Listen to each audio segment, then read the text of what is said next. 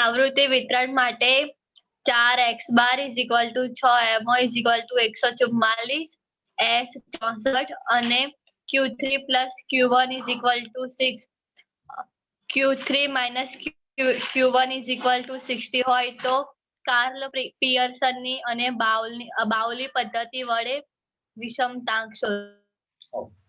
હવે આ પ્રશ્ન જોઈને હંમેશા વિદ્યાર્થી ગભરાઈ જાય અને ખાસ કરીને દાખલો ગણે તો પણ ખોટો જ ગણે. તો સિમ્પલ હતું, આમ ઈઝી છે કે 4x બાર બરાબર 144 છે, એટલે કે અહીંયા આગળ જો આપણે આ કરીએ છીએ 4x બાર બરાબર 144 માટે x બાર બરાબર 144 ભાગ્યા 4, બોલો કેટલા થાય x બાર બરાબર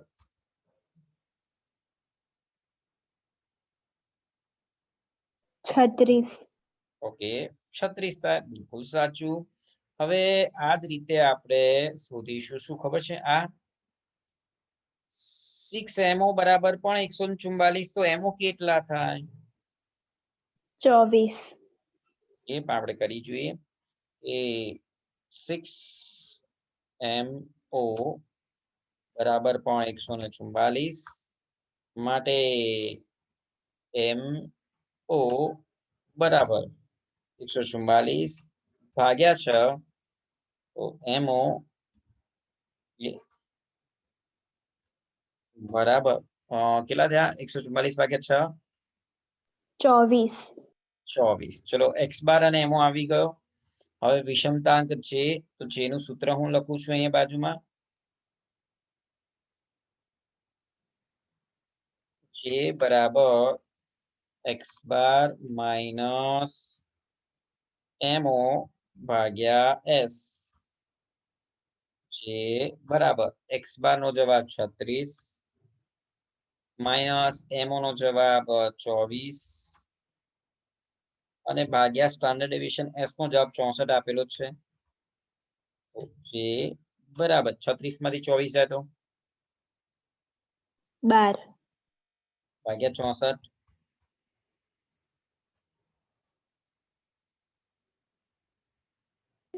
0.19. 19 ફાઇનલ આન્સર. ઓકે, હા સર. હવે આ કોને, આ કાલ્પનિક રીતે વિષમતાંક છે આવી ગયો. પાવલીની રીતે વિષમતાંક છે શોધવા માટે આપણે જે કથા વાર્તા કરવાની છે એ પહેલા કરીએ આપણે. જો સૌથી પહેલા q3 પ્લસ q1 નો જવાબ કેટલો છે, તો એ છે 60, બરોબર. તો q3 પ્લસ q1 નો જવાબ લખીએ આપણે અહીંયા કે ભાઈ એ કેટલા આપેલા છે, 3 પ્લસ q1 બરાબર તમને 60 આપ્યા છે. ઓકે, બીજું શું આપ્યું છે એ તમને બતાવો. બીજું આ 6 q3 માઇનસ q1 એનો જવાબ પણ આપ્યો છે તમને 60, એટલે કે આ લખું અહીંયા 6 બ્રેકેટમાં q3 minus q1 bracket complete બરાબર 60. ઓકે, એટલે કે q3 માઇનસ q1 બરાબર 60 ભાગ્યા 6,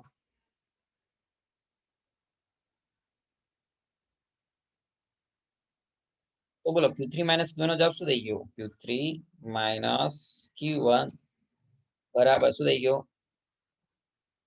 10. ઓકે, હવે ધ્યાનથી જો q3 પ્લસ q1 ખબર છે, q3 માઇનસ q1 ખબર છે, પરંતુ બાવલીના સૂત્ર માટે તમારે જોઈએ શું ખબર છે, મધ્યસ્થ m જોઈએ ને. હા સાહેબ, મધ્યસ્થ m તો આપ્યો જ નથી. બાવલીના સૂત્ર માટે મધ્યસ્થ m જોઈએ, તો આપ્યો નથી. શું કરશો, તો શોધશો. સર કેવી રીતે શોધીશું અમે મધ્યસ્થ m? ઓકે, તો તમને પેલું સૂત્ર એક યાદ દેવડાવી દઉં. કયું?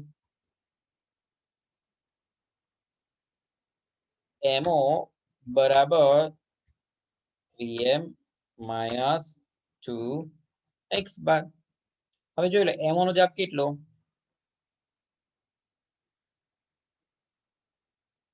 24 24 બરાબર 3m માઇનસ 2 x બાર નો જવાબ કેટલો?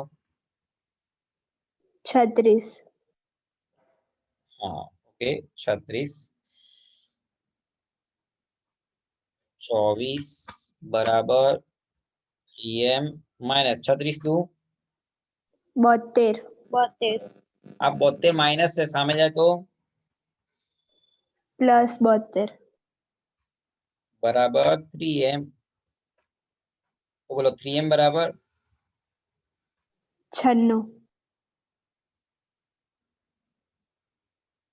m બરાબર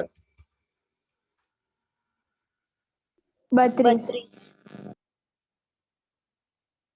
ઓકે m બરાબર આવ્યો 32. હા હવે તમે વિષમતાંક j નું પેલું સૂત્ર લખીને કિંમત શોધી શકો છો.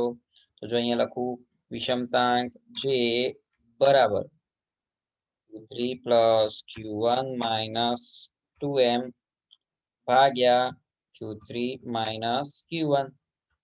સો j બરાબર q3 plus q1 નો જવાબ કેટલો જોઈ લો બાજુમાં જ q3 plus q1 60 minus 2 કૌંસમાં m મધ્યસ્થ કેટલો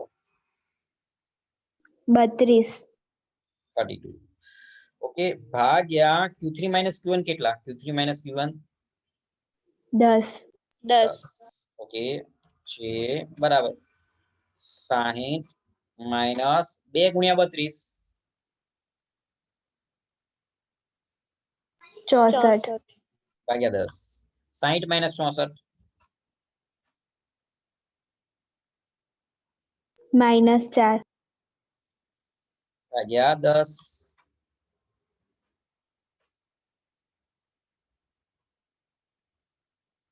-0.4 બિલકુલ સહી જવાબ -0.4 અને -0.4 આ જે છે તમારે વિષમતાંક જેનો આવી ગયો જવાબ બરોબર. ત્યાંથી તમે જો તો અરે બાપ રે સાહેબ આ તો કેટલી મોટી કથા વાર્તા હતી કે સૌથી પહેલા તો તમે આ x બાર શોધ્યો બરોબર પછી mo શોધ્યો પછી આની અંદર આ વિષમતાંક જે શોધ્યો જે આ સૂત્ર મૂકીને કે ભાઈ x bar minus mo upon s ત્યારબાદ આમાં q3 પ્લસ q1 શોધ્યું q3 માઇનસ q1 શોધ્યું હવે આની અંદર આ કિંમત મૂકીને તમે મધ્યસ્થ m શોધ્યો આ બાવલીનું જે કહેવાય આ સૂત્રની અંદર કિંમત મૂકીને તમે વિષમતાંક જે શોધ્યો બાવલીની રીતે અને આ કાલ્પનિકની રીતે બંને રીતે. તો આમ જોવા જાવ તો સાહેબ રિયલી અઘરો દાખલો હતો. ઓકે હવે વાત કરીએ અને આવા દાખલા ખાસ આમ તો બોર્ડમાં પૂછાતા હોય છે એક્ઝામમાં બોર્ડમાં એટલે કે આપણે